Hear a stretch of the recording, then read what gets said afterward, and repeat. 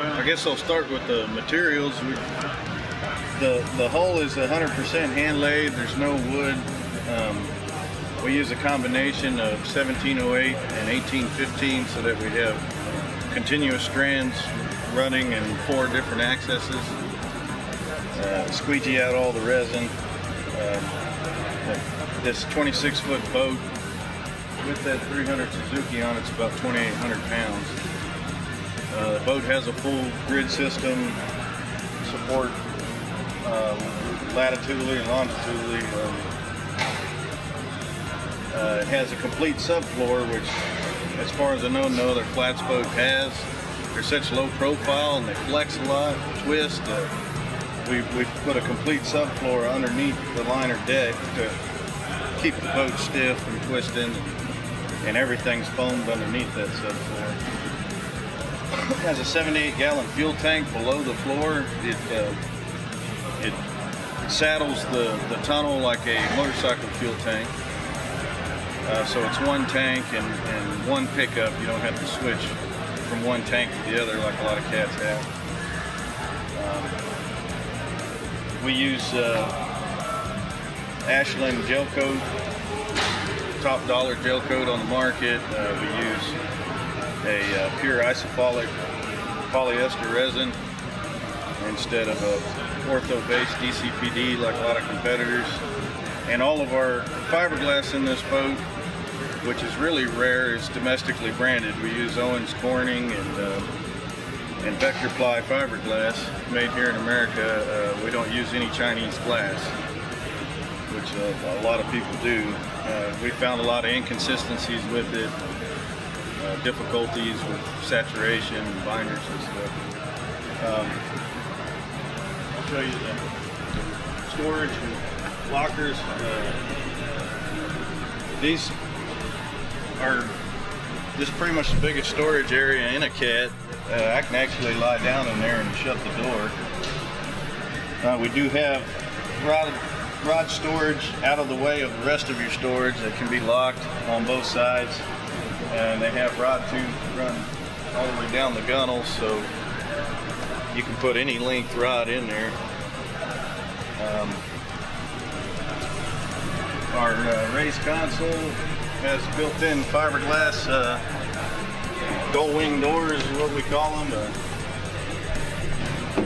Just gives you a larger opening, and if you're not looking at plastic hatches all down the side of it.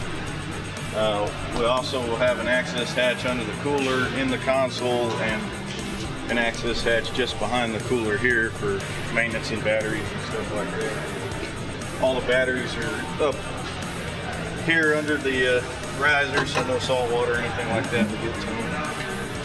And since our fuel tank's under the floor, it's 100% storage in the console underneath the riser. We have a 40-gallon live well here and another 40-gallon live well here. It's 44 inches long. You can put big catch in there if you need to.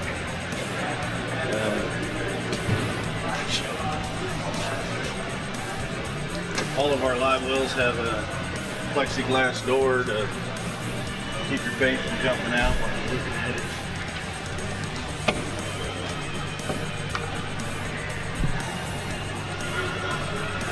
These back boxes are just storage, dry storage.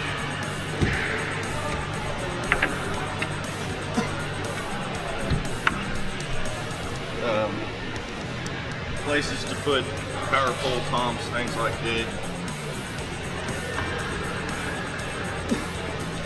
The deck's also 100% hand laid using multi-directional glass.